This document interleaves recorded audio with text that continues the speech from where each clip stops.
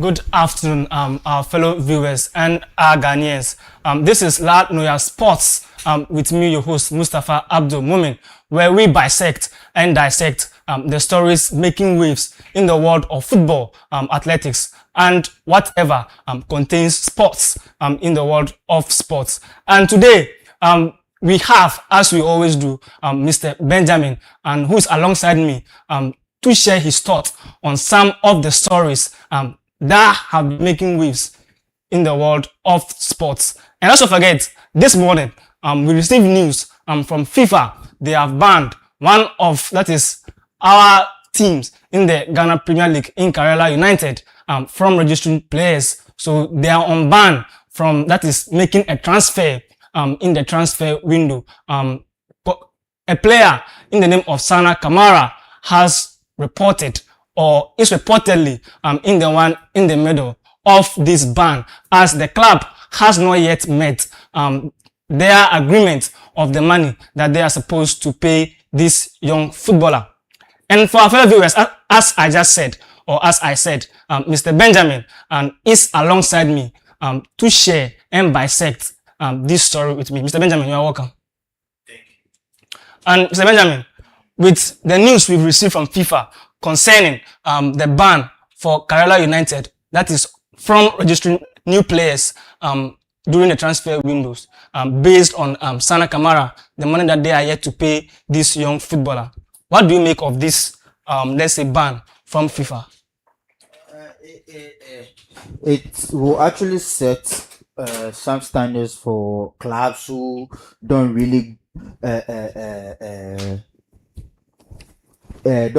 pay their players in terms of the deal they did strike with the player. You understand? And Sana Kamara, I think this is an issue that should actually be solved closed doors, but with the player going forward, and for people, FIFA blocking Kerala's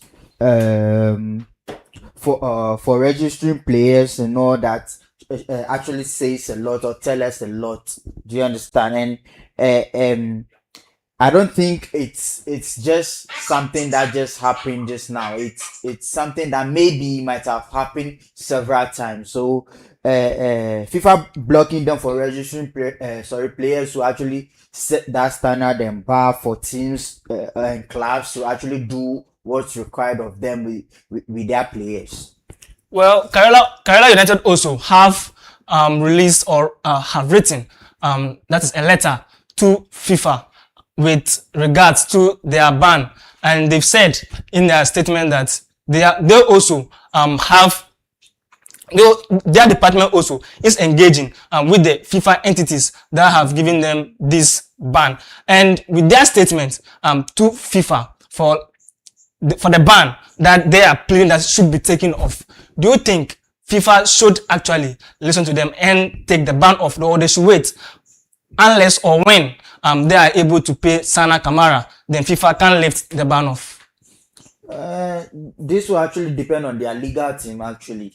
If they can provide details and proofs of whatever was going on. Do you understand? And if the proofs are they do provide is not really enough to lift the ban, then I think they have to serve this ban punishment. But if their legal team do their work very well and provide every details they need to provide to FIFA to take a look and do something about the ban, then I think that ban will be taken off. So it actually depends on their legal team at this point to work everything out.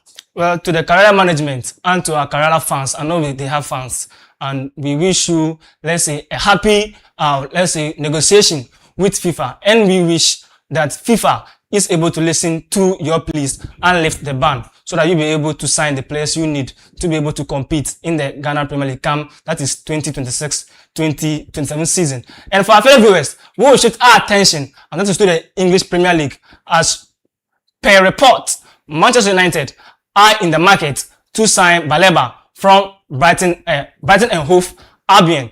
That is a transfer which from last season was reported that Manchester United are looking to land this young star from Brighton. And today, Sky Sports, per Sky Sports, reports have reached us that United are in close talks in advanced talk with this fella to land him in that's Old Trafford at the Stretford end. Mr. Benjamin, we all know that Manchester United are also looking to win the English Premier League, and if possible, also the UEFA Champions League, and if possible as well, maybe win the treble this season. I know it's not impossible, but it's difficult. And with the signing, or them looking to sign Carlos Baleba from Brighton and Hove Albion, do you think this signing actually adds a depth to their squad? Actually, Manchester United had Carlos Baleba on their transfer short list, I think, last 2 seasons. But Brighton, you know, it's difficult to strike a deal with Brighton. And Brighton, I think, for last 2 seasons were put a price tag on Baleba, and that was, I think, 100 million. Do you understand? And Manchester United wasn't ready to pay that amount. But then, they're going in for Andre Santos. Like I said the other time, I don't know what came into them. But then, Baleba is actually a better option than Andre Santos because he has a lot of Premier League experience. And Baleba is one of the young midfielders in the Premier League right now who is doing extremely well.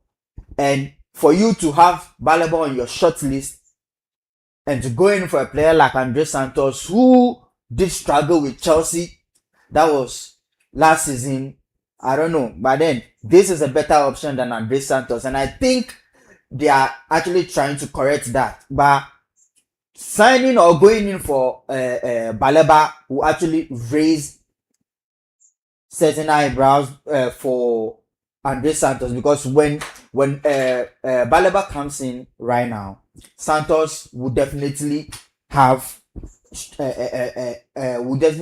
struggle with playing time, because Baleba is a player that you can really rely on. He has shown that in the previous seasons.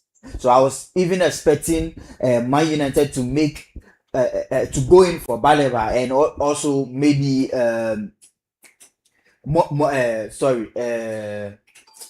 Menukoni. Do you understand? And it was a fast deal with Chelsea. But then I don't know.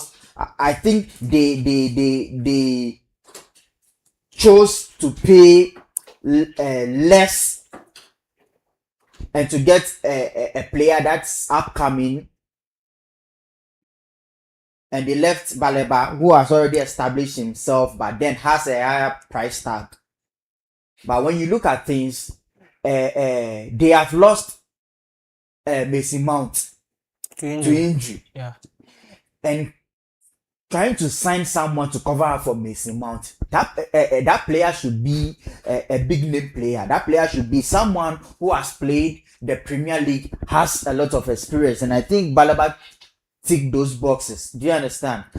Like I said, with the signing of Andre Santos, I don't really understand why Man United had to go in for Andre Santos, but since they are now, since they've changed their stand, and they are now going in for more experienced or much experienced player in the Premier League, I think that's going to be a big plus to Manchester United. But then they are, to me, the players they have now, I think they can be a title contender for the Premier League. Looking at the strikers they have and looking at the midfield option, that aren't clinky like that, with the likes of Bruno Fernandes and Telemans and Andre Santos. Kobe Menu is there. I think it will take them some time in these seasons for them to actually start clicking like that, because we saw them in the preseason. The last match they played with AC Milan, you could see they were having a misunderstanding between them. The connection was not there. You understand? Everything wasn't there for them right now, and I think the coach has a lot to do this season. With the start of the season, the coach has a lot to do, and with that, I don't think Man United will really be a title contender. But then I expect them to finish in the top 5. Well, for our fellow viewers, that's Mr. Benjamin's take or analytics on Carlos Baleba and to Manchester United. The greatest competition in club's history in UEFA Champions League. The qualification to the league phase is still ongoing. As yesterday, Dynamo Zagreb threw away a 2-goal lead and drew the match against Viking. Unless we forgotten, Fenerbahce also drew. Fenerbahce also drew with Olympique Lyon from the France League 1, and Levski Sofia drew with Athens from Greece. And if you look at these matchups, yesterday, Dynamo Zagreb actually were supposed to win that match, but somehow they were able to draw the game. Fenerbahce went down in the halftime through Luis Openda, but they managed to come back and draw the game. And they hope that when they travel to Olympique Lyon's stadium, that is away from home, some magic will happen. And in that matchup, that is Fenerbahce against Olympique Lyon, a player we all know that he has the lethality in attacking third in the name of Romelu Lukaku also debuted in that match. He was unable to make his impact, but he was able to at least make some small openings for his teammates, which they couldn't quite, let's say, put away or utilize in those openings he has given his team. And Mr. Benjamin, with Fenerbahce and their signing of Romelu Lukaku, but if you look at Fenerbahce this season, they've made a lot of signings. They've signed Mason Greenwood from Olympique Marseille, Romelu Lukaku, Fred, Talisca, all those players are at Fenerbahce. Do you see them toppling, that is Olympique Lyon, come next, that is second leg when they go away from home? You see, the match they played with Lyon,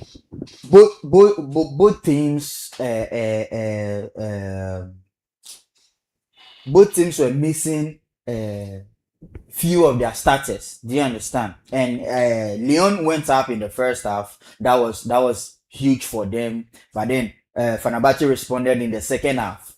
Do you understand? And I think Fenerbahce started some of the big stars like Edison, Skriniar, Letaneke, and all that. You understand? And Lyon going to Fenerbahce to get a draw is very huge for them. Do you understand? Although an away goal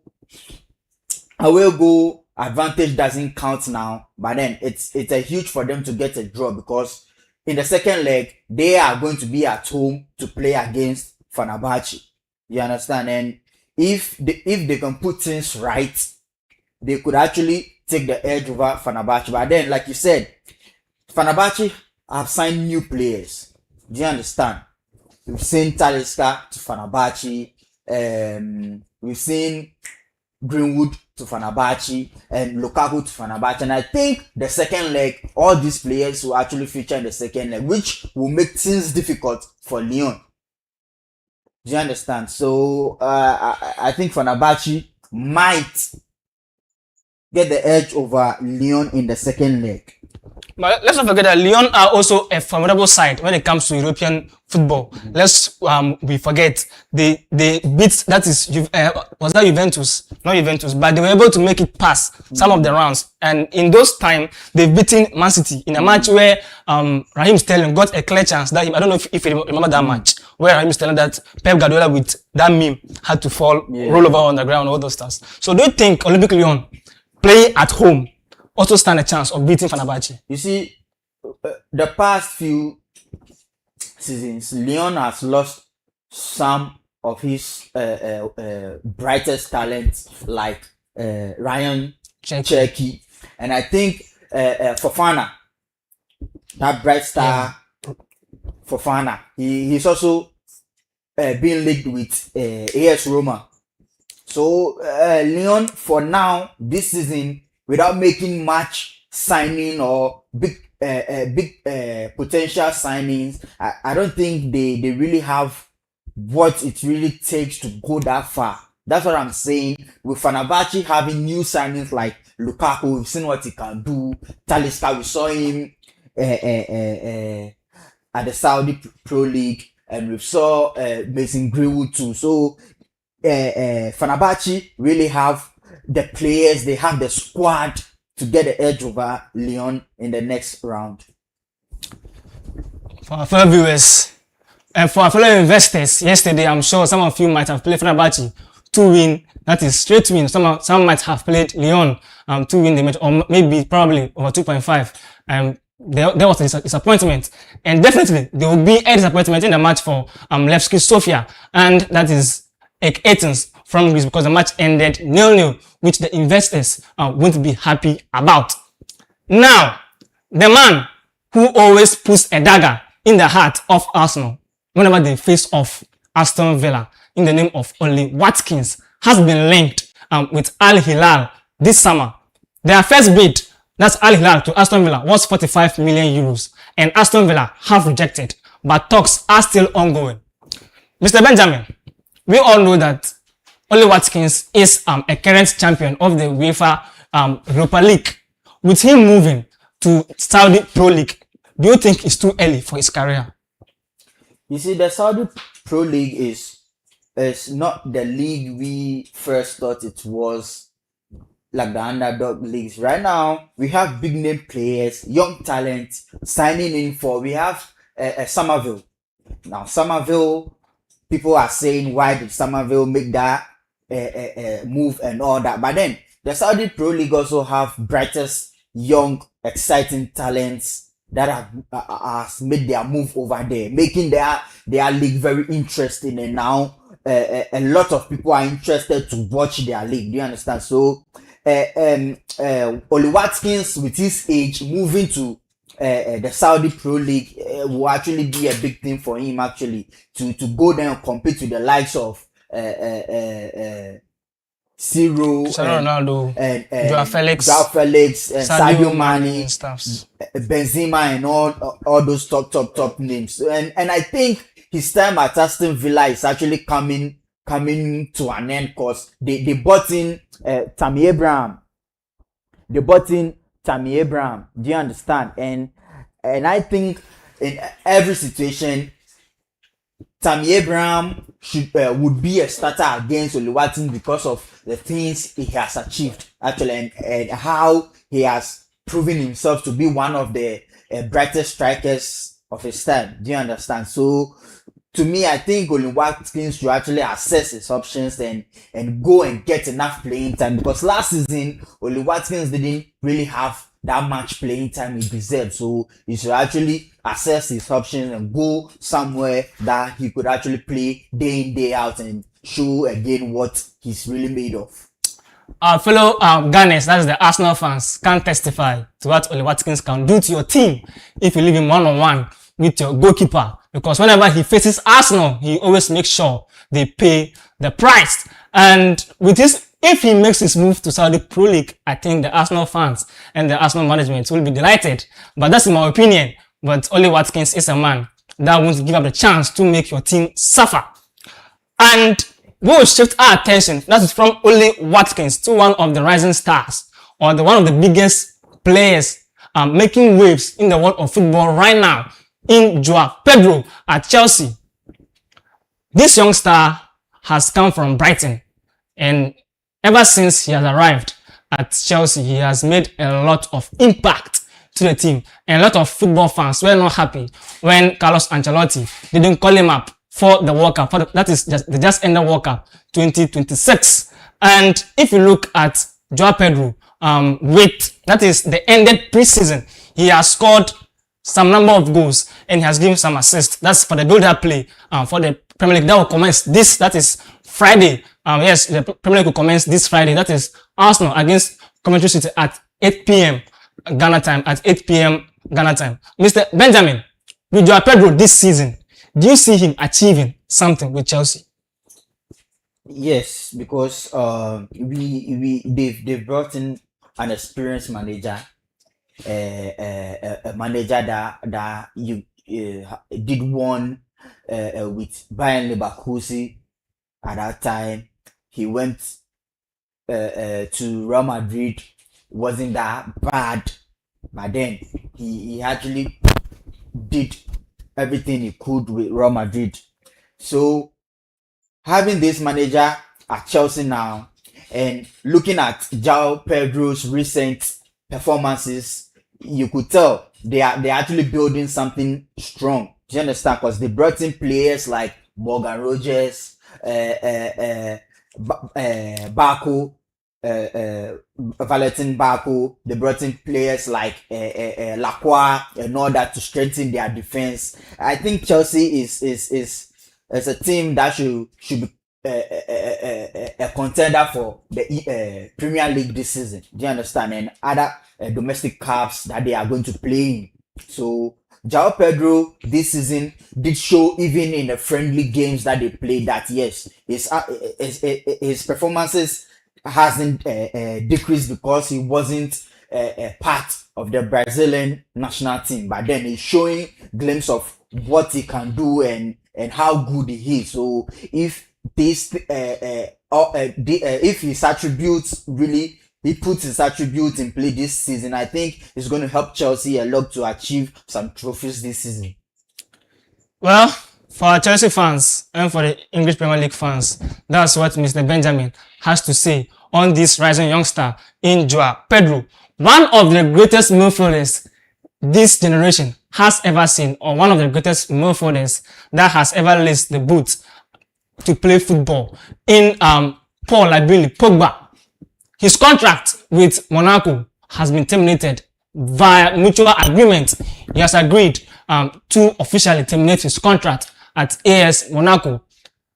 There are offers from Saudi, that is Saudi clubs, are in talks with him to sign him, but Pogba hasn't come out to make any decision yet to what team he will accept and play for. Mr. Benjamin, with Pogba, with the way things has ended for him, with him being diagnosed with the drugs and him being suspended and coming back and all those stuff, do you think if he goes back to the Saudi Pro League, he can actually find a fit, or his fit, or that flair that he used to have? Can he actually find it? I think Paul Pogba with his career is not yet done, because he has that tank in him to go for a couple of years. And also I think Monaco has really helped him very well, because after the whole saga with his drugs and all that, Monaco took him, but then he got injured on several occasions. Do you understand? And at a point I felt Monaco really needed a man to be in that midfield to work things out, but then he was injured. So I think Monaco has really tried for him, and Pogba should actually be looking to go to the Saudi Pro League, because players at his age now, that's where, I'm not saying that's their retirement league, but then that's where they go to do what? To showcase what is left in them. Do you understand? So I think Pogba should actually assess his options, choose a team in the MLS or in the Saudi Pro League to actually play in. Well, for our fellow viewers, this is one of the greatest midfielders this generation has ever seen, or a midfielder that has ever graced the world of football with his beauty, his flair, and his scanning ability to share passes and to score wonderful goals when he was playing for Manchester United and Juventus, as well as that's the French national team when they won the World Cup in 2018 in a match where Kylian Mbappe made his mark at the biggest stage of football. And that's, let's say, for the past 5 or 7 minutes, we spoke about Oli Watkins from Aston Villa to that is Saudi Pro League. That is a team in the name of Al Hilal. Another player from Aston Villa, I would say, as I said, a dagger in the heart of Arsenal for that is from Oli Watkins. And it's also an elation that a news have emerged that Ezri Konsa is set to move to Arsenal, and Arsenal have reached, let's say, an agreement with this centre-back to sign him from Aston Villa. Mr. Benjamin, Arsenal, as we know, already have the defenders. They have the likes of Gabriel, they have the likes of Saliba, Mosquera, Miles Lewis Kelly, and other stuffs. With Ezri Konsa, going to Arsenal. Yes, it will strengthen their defensive back line and give them more options. That is, as to when to rest players and they'll be safe at the back. Do you think Konsa, when he goes to Arsenal, he can actually fit in the system? Konsa have shown it. He did show it in the with England, with the national team. He has shown it several times with Aston Villa in the Premier League. But then I think Arsenal going in for Konsa, I don't know, but they have all the defensive players they need to perform at a highest level. Do you understand? And going in for Konsa again, Konsa should really think about it if he's going to be a starter or if he's going to be a squad player. Do you understand? But then I think adding Konsa to your defense will actually strengthen it for you a little bit. But my thought is Arsenal are not lacking a defensive player or they are not lacking at the defensive side. Where they are actually lacking at is their attack for me, because in the midfield they have good players and exciting talent, and their attack is where it's actually leaking. Because going in for a player like Madueke and having a player like Bakula at PSG and all that, and he went in for Madueke, for me it's not it. Because with their wing both wing sides, I think Saka will only be the standout player. Then Martinelli also is not having a great season that we all know Martinelli should have. So I think they should actually look at their flanks and try to sign one or two players there and offload one or two players also there. But then bringing in Konsa to their defense is a big boost for them. But I don't think they really need Konsa at their defense at the moment, because they have players to actually strengthen their defense. Well, for our fellow English Premier League lovers, and for those who are Arsenal fans and those who are tied to Arsenal, that's a great news for you if Ezri Konsa should actually move to the Gunners, because he will strengthen your backline. And as we know, Arsenal, when they score you one, you are doomed. And for you can ask Paris Saint-Germain, when Arsenal scored them one, it took them grace, that is by penalty, for them to convert to actually bring them back levels with the Gunners. And this season, I know, and most of the football pundits can testify, Arsenal will do a lot of magic in the English Premier League this season. With Pep Guardiola gone now, I think, in my opinion, Arteta can actually retain the English Premier League crown again in his time at Arsenal. And another transfer news that we have for you, and which is our last transfer news, is a player named of Karim Koulibaly has made this move from Werder Bremen, a team that has been relegated last season from the German Bundesliga, to raising that is RC Strasbourg in French League 1. And this player is a rising star, a rising centre back who has made a lot of appearances and has scored that's a goal, but he has had an impact when it comes to defensive abilities and capabilities. And Mr. Benjamin, with this guy moving to RC Strasbourg, a team that almost did that is the incredible, they almost did. They were a team that were almost close yet so far, and that's how Peter Drury will say it, almost close yet so far. And they almost did it, but they couldn't get over the touchline.